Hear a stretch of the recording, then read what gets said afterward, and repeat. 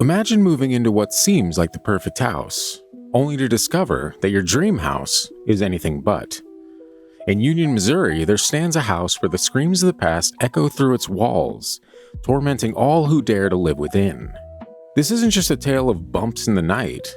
It's a story of a family's descent into terror, documented and declared by the Catholic Church as one of the most significant cases of demonic activity in history.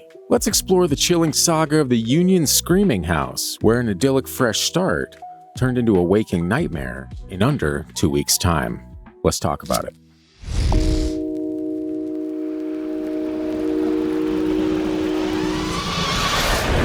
Daddy's time now.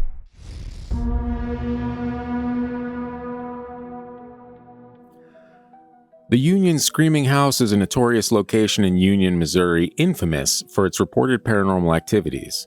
In May 2001, single father Stephen LaChance moved into this house with his 3 children, seeking a more spacious home after their apartment lease expired. Initially, the house seemed ideal, but the family soon experienced unsettling events that escalated into full-blown terror. Upon moving in, LaChance noticed strange behaviors from neighbors, such as pedestrians crossing the street to avoid passing by the house. On the very first day, his son reported being chased by something from the basement. These incidents were just the beginning. Within a short time, the family began to hear screams which seemed to come from within the house itself, leading to the moniker, the Screaming House. The phenomena included electric currents felt throughout the home, doors opening and closing on their own, and lights turning on inexplicably. The situation escalated when LaChance and his children witnessed an apparition described as a dark, shadowy figure. This entity was seen moving from room to room, seemingly searching for them. The screams they heard were not just any sounds. They were described as loud, painful cries of a man echoing through the neighborhood and causing dogs to bark. This led to LaChance and his children fleeing the house in terror, leaving behind most of their possessions. They lasted only 13 days in the house before escaping. Now, after the LaChance family's ordeal, the house saw new tenants, including a woman named Linda who also experienced similar paranormal disturbances. These events left her mentally unstable, confirming that the haunting was not isolated to one family, but seemed intrinsic to the house itself. The local community had long known about the house's reputation, but it wasn't until LaChance's experience that it gained widespread notoriety. The haunting's intensity led to numerous investigations by paranormal research groups and even involvement of the Catholic Church. The church issued a rare 156-page report declaring the house as a case of demonic infestation, oppression, obsession, and possession. This official acknowledgement by the church is one of the few times such an extensive document has been produced on a haunting. The history of the land where the house stands adds layers to its haunting narrative. It was once owned by Captain T. Crow, a Civil War militia captain whose wife Minerva reportedly had improper relations with slaves, leading to multiple tragic deaths on the property. The house itself was built in 1932 on the site of former slave quarters, potentially contributing to the supernatural disturbances. Paranormal investigators documented numerous EVPs, or electronic voice phenomena, and captured, I don't know why everyone always says, everyone that's watching this knows what an EVP is, yet every single video where someone's like EVPs, they're always like, electronic voice phenomena, apparently myself included. Let's continue, if we may. Stop complaining about things? Gotcha. It's cool, honestly. Who am I, you know? And captured photographs that suggested the presence of active spirits or entities. Some investigators even reported physical attacks like bites and scratches while investigating. The house's history of violence, including a nearby axe murder and suicides, might have contributed to the dense energy felt within its walls.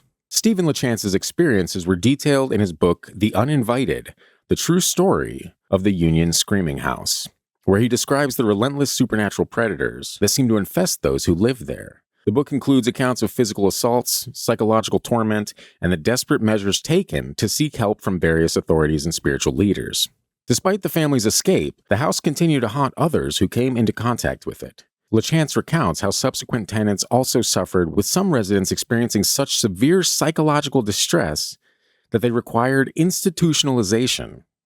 Yeesh. No thank you. Are you sure it wasn't just adulthood, though? I think we all could use some institutionalization from time to time. I'm being crushed under the pressure of this adulthood thing. It's too much. Let's get back into it. Nobody needs to hear what is more meant for my therapist. It's fine. You took a week off, damn it. I need to get it out. Should we just jump from there? Yeah, no, nobody needs to see that. It's fine. The house appeared to have a particular animosity towards children, further escalating its dark reputation. The Catholic Church's involvement brought a level of credibility to the haunting, as the Church rarely documents such cases in such detail. The report outlined the stages of demonic activity from infestation to possession, providing a grim insight into the house's supernatural nature. This document, however, remains elusive, and its specifics are not broadly accessible, adding to the mystery surrounding the case. Over time, the house has remained a significant site for paranormal enthusiasts and researchers. Its story has been shared across various media, including books, interviews, and online forums, where individuals discuss their encounters or theories about the haunting. Despite the widespread documentation, skeptics argue over the authenticity of these events. Hey, what a shocker! What a shocker. Skeptic, wait a second, are you telling me that skeptics don't believe this ghost story? Who could have thought of that? I wonder. Obviously they don't believe it. You know? What, skeptics are going to hear this and going to be like, I finally believe. Ah, yes, science. With some suggesting it might be a case of mass hysteria, or exaggeration. The Screaming House of Union Street has become one of Missouri's most legendary haunted locations, often compared to other famous haunted houses like the Amityville Horror. Its history, the documented experiences, and the official recognition by the Catholic Church have cemented its place in American paranormal folklore. Today, the exact address of the house is not publicly listed, perhaps out of respect for current owners or to prevent trespassing. But its story continues to intrigue and terrify. The tale of the Union Screaming House serves as a cautionary narrative about what can happen when one moves into a place with a dark past.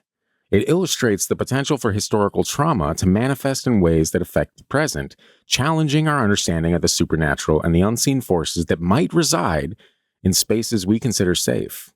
The Screaming House of Union Street stands as a chilling testament to the power of hauntings, where the cries of the past seem to echo into the present, leaving an indelible mark on all who dare to call it home. Its story, as terrifying as it is compelling, continues to be studied, questioned, and feared by those who delve into the mysteries of the paranormal. What do you think truly happened at the Union Screaming House? Was it a case of demonic activity, a fabrication to sell books, or could there be another explanation? Give your thoughts in the comments below. Until next time, stay spooky.